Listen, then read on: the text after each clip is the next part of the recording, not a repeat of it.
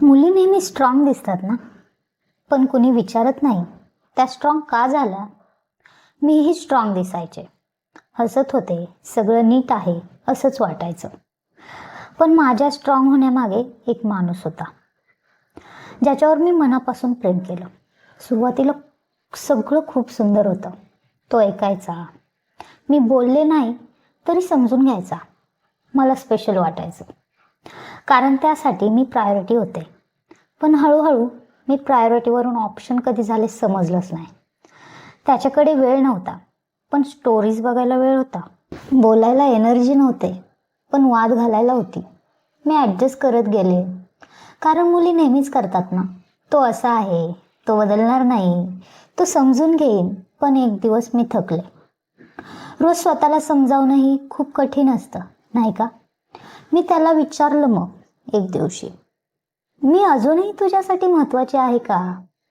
आणि त्याचं सायलेन्स, तेच माझं आन्सर ठरलं. कारण जिथे प्रेम असतं तिथे प्रश्नांना सायलेन्स नसतो.